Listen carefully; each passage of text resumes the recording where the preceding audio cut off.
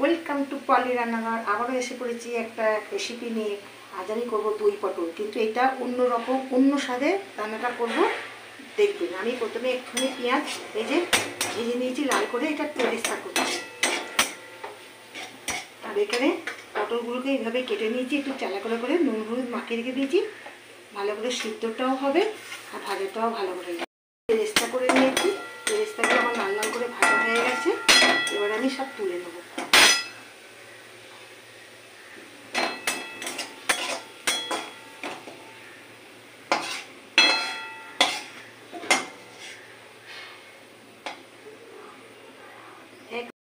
একদম ভাজা হয়ে গেছে, আমি লাল লাল করে এই বাটির মধ্যে তুলে রেখেছি। এই পেরেস্তা ভাজার যে তেলটা আছে তার মধ্যে আমি পটলগুলো ভেজে দেবো। খুব অল্প তেলে করবো।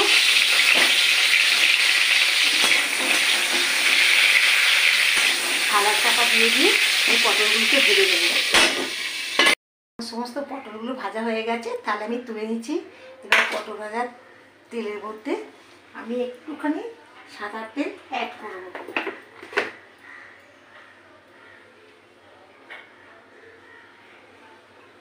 পটলটা আমি লাল তেলে ভেজেছি, আর ওটা গ্রেভিটা তৈরি করার জন্য আমি সাদা তেল দেবো। ওর মধ্যে একটুখানি ঘি দেবো।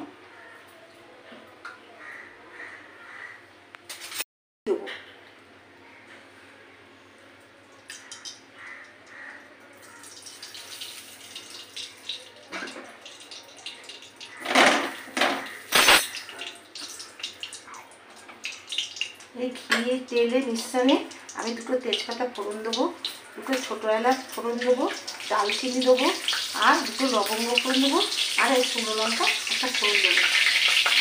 যেহেতু কাজগুলো তোমার ঘিয়েছে স্মেলটা আছে, সেই স্মেলটা নষ্ট হয়ে যাবে। খুব সুন্দর স্মেল উঠে গেছে। এবার গ্যাসটা কমিয়ে আমি এখানে পেঁয়াজ বাটা, রসুন বাটা আর কাঁচা লঙ্কা আমি থেতো করেছি, স্মেলটা খুব সুন্দর স্মেল পাওয়া যাবে।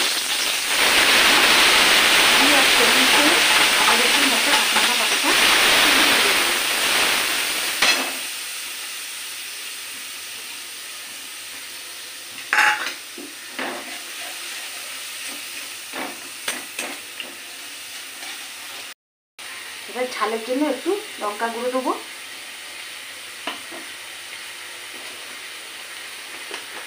একটু জিরে গুঁড়ো দেবো 1 চামচের মতো, একটু বেশি দিলেও কোনো ব্যাপার না।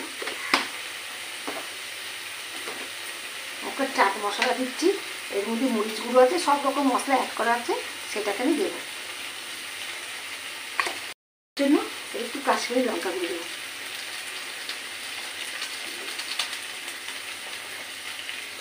একটু ভালো করে কষিয়ে দেবো।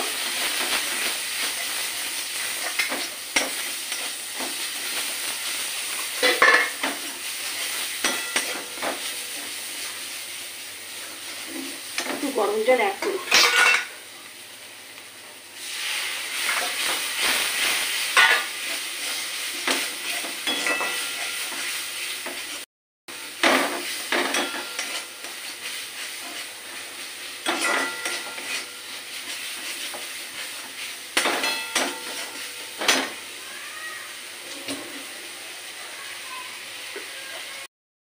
চিনি দেবো, টকটা ঝাল ঝাল মিষ্টি মিষ্টি হবে।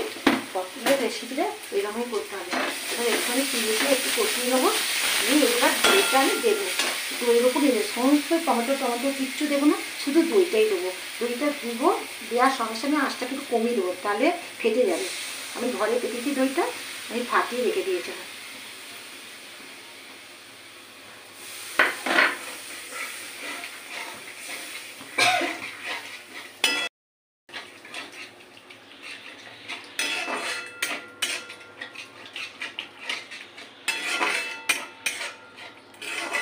মশলাটাকে আমি ভালো রকম কষিয়ে নেবো, একটু ফুটুক। বন্ধুরা আমার তেল ছাড়তে শুরু করেছে গ্রেভি থেকে, দেখুন ছানাও কাটেনি, ওই জন্যে আমি আঁচটা কমিয়ে দিচ্ছি। দই দেওয়ার সময় একটু আঁচটা কমিয়ে দেয়, বেশি জোরে দিলে ছানা কেটে যাবে। এবার কষতে কষতে তেলও বেরিয়ে গেছে, এর মধ্যে এই পটলগুলো দিয়ে দেবো, দিয়ে আমি আরেকটু কষিয়ে নেবো। আর এই পটলের ভাজার তেলগুলো আমি এই থালাতে চেঁচে আমি দিয়ে দেবো।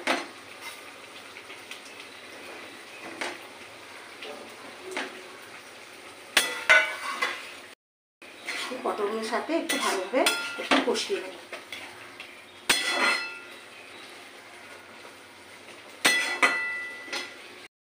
পটলের সাথে আমার ভালো রকম কষা হয়ে গেছে। এবার আমি এক বাটি গরম জল দেব, দিয়ে একটু সিদ্ধ হতে দেবো।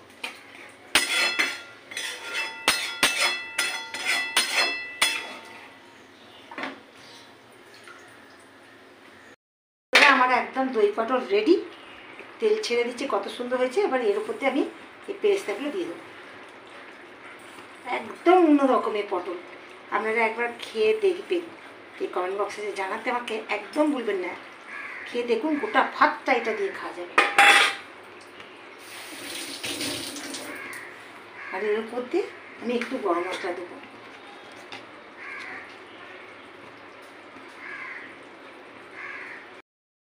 আর 2-3টে কাঁচা লঙ্কা এইভাবে ওপর থেকে আমি সাজিয়ে দিলাম।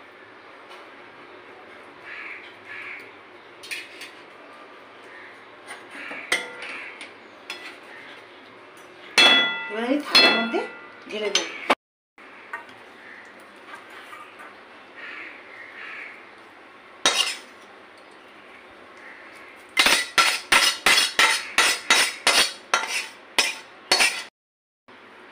দই পটল একদম রেডি হয়ে গেছে, একদম অন্যরকম, অন্য সাথে সবাই দই পটল করেছে, কিন্তু আমার মতো একবার করে দেখুন।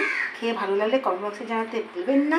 সাবস্ক্রাইব, শেয়ার, কমেন্ট অবশ্যই করবেন। আর পাশে থাকার জন্য ধন্যবাদ। এভাবে আমার পাশে থাকবেন।